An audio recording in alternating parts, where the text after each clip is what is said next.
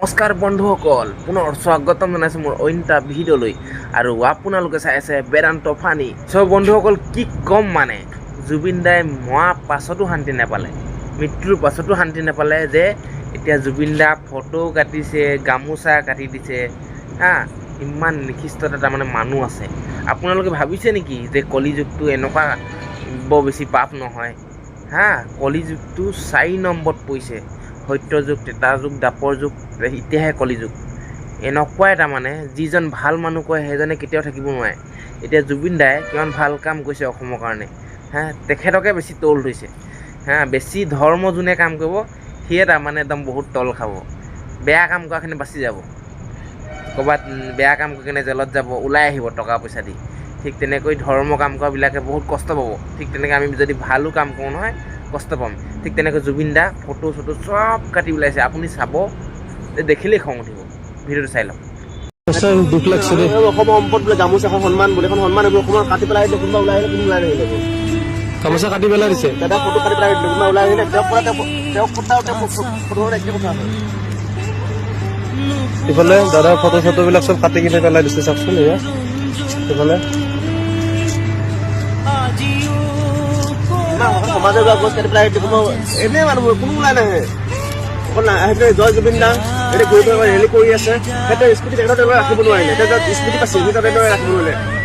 য'ত ৰেলী কৰি ফাংচন বাকী প্ৰগ্ৰেম পাতি লাভ নাই জুবিন নামত। তেওঁ যদি বহা স্মৃতি তেখেতৰ ৰাখিব নোৱাৰে। মই জুবিন থাকিলেও ফোন কৰিলোঁ, জুবিন থাকিলে ওলাই আহিলে, নাহিলে। কোনো চব ফাল্টু। এনেই জুবিন দাক এনেই জয় জুবিন দা জয় জুবিন দা ক'লেও নহ'ব। তাত একদম বহুত মানুহৰ ল'ৰাই বোলে জয় জুবিন দা জয় জুবিন দা। জুবিন দা ফটোৱে ফালি পেলালে, তাৰমানে ফালি পেলালে। জুবিন দাক তাৰমানে তাত নগ'লেও হ'ব বুলি কৈ দিছে। আপোনালোকে শুনিলেই, নগ'লেও হ'ব বুলি কৈ দিছে। তাৰমানে একদম মানুহবিলাকৰ জুবিন দাক একেবাৰে পাহৰি থাকিলে। আমি যেনেকৈ প্ৰথম জুবিন দা নাইকিয়া হৈছিলোঁ তেতিয়া একদম বহুত তাৰমানে মাথা বেয়া হৈছিলে, পাগল হৈ গৈছিলোঁ, ভাত পানী নোসোমাইছিলে। ঠিক তেনেকৈ এতিয়া মানুহবিলাকৰ তাৰমানে মগজটো সলনি হৈ গৈ আছে।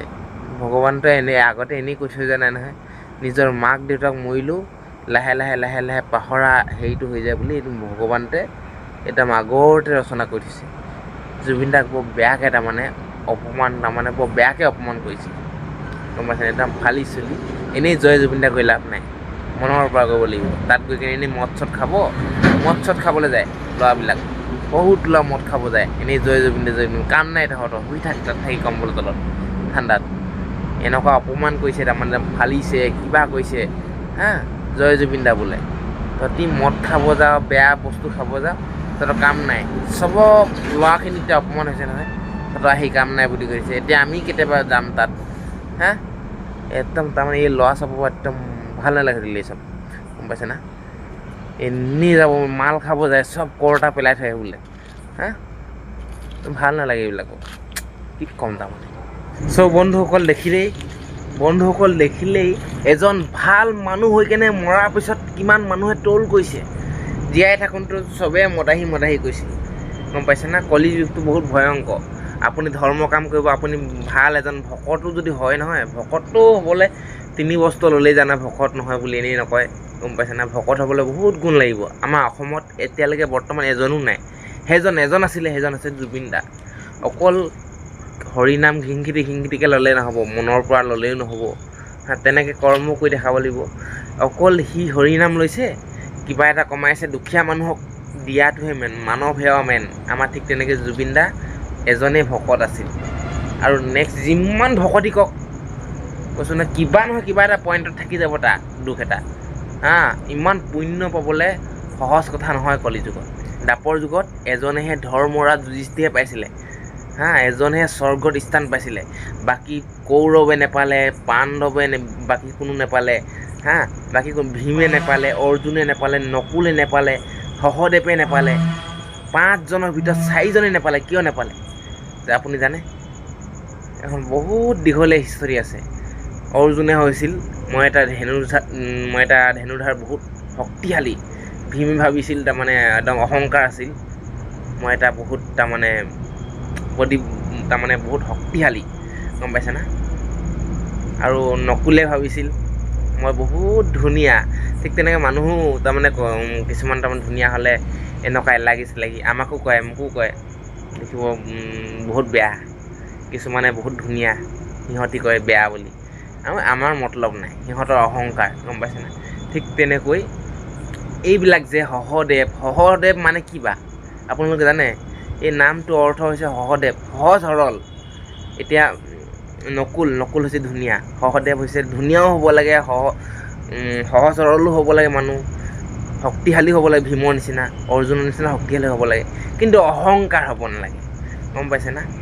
জুবিন দা যেতিয়া ফটোবিলাক এইবিলাক তাৰমানে হেৰি কৰি দিছে, ফালি দিছে, মানে আপুনি ধৰ্ম কাম কৰি লাভ নাই, মানে ধৰ্ম কাম কৰিব মানে ৰাইজৰ কাৰণে কৰি লাভ নাই। মই এইটো একদম 100% কৈছোঁ।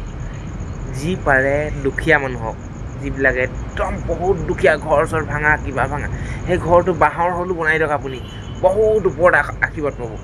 কিন্তু আপুনি এই মিডিয়াম যদি সহায় কৰি লাভ নাই, কাৰোবাৰ ঘৰ এটা আছে সহায় কৰি একেবাৰে লাভ নাই, আঘাত পাব। সি এদিন উঠি যাব, সি এদিন কমাই কেনে উঠি যাব, যেনেকৈ হ'লেও আপুনি শাক পাচলি বিকা মানুহটো যদি উঠি যায় নহয়, সিও আপোনাক নাচাব। মই এটাই কৈছোঁ, বহুত দুখীয়া মানুহ, বহুত তলখাপ মানুহ, সেইজনে আপোনাক ভগৱান হিচাপে মানে ভগৱান বুলি ক'ব।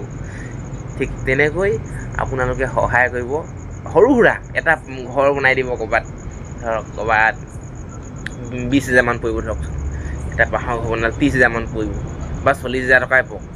অকল বহুত বছৰ মূৰত এটা ঘৰ বনাব নে এজন মানুহে, সেইটোৱে ভাল কাম। বাকী আপুনি হৰিনাম নল'লেও হয়। হৰিনাম হৈছে মনৰ পৰা লোৱা, মানুহৰ হৃদয়তে ভগৱান থাকে। আপুনি ক'ৰবাত নামঘৰ, ক'ৰবাত কিবা, এইবিলাক আমাৰ পৰম্পৰা, আমাক মাধৱদেৱ, শংকৰদেৱ, এই গুৰুজনে আমাক শিকাই থৈ গৈছে। যেনেকৈ তেতিয়া এইবিলাক নাম লৈ থাকিলে আমাৰ উঠি অহা প্ৰজন্ম ল'ৰা ছোৱালীবিলাকে এতিয়া ভাল শিক্ষা এটা ল'ব, গম পাইছে না?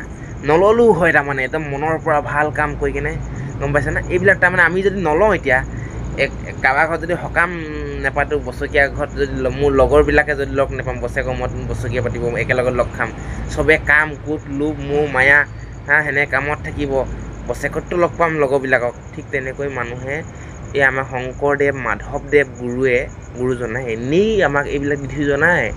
এতিয়া আমাক চাব, এখন সকাম পাতিলেই বোলে মানুহজন এই আজি বিজি আছোঁ নাহে, গম পাইছেনে? ঠিক তেনেকৈ তাৰমানে একদম আপুনি টাইম নাই কাৰো। সেইকাৰণে আমাক মাধৱদেৱ, শংকৰদেৱ এনেকুৱাই গুৰুজন আছিল, সেইকাৰণে এইটো বহুত তাৰমানে দিমাগত ভাবি কিনে কৈ থৈ গৈছে। যদি নামঘৰ এটা যদি নহ'লহেঁতেন, মানুহবিলাক গৰু ছাগলী নিচিনা হ'লহেঁতেন, সঁচা কথা কৈছোঁ।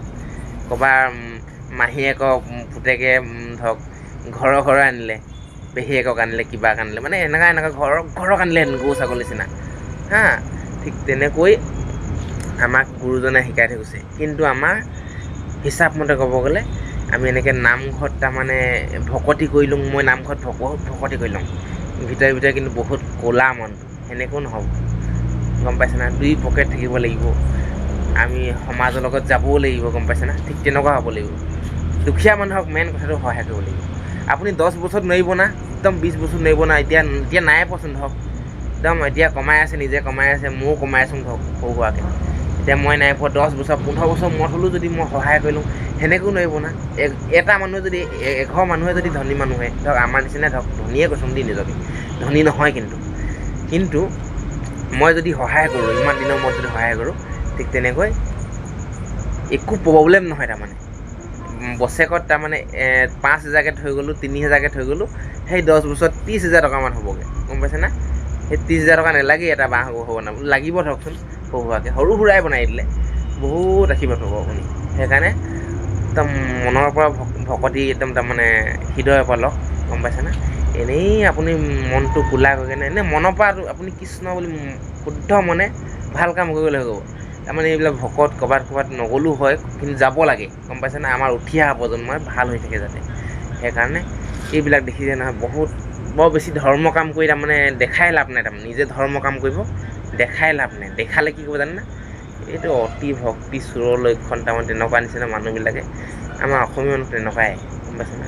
সেইকাৰণে একদম জুবিন দা ফটোবিলাক আজি মই ৰাতিপুৱা যি দেখিছোঁ, ভাল লগা নাই, সেইকাৰণে ভিডিঅ' এটা বনাই দিলোঁ।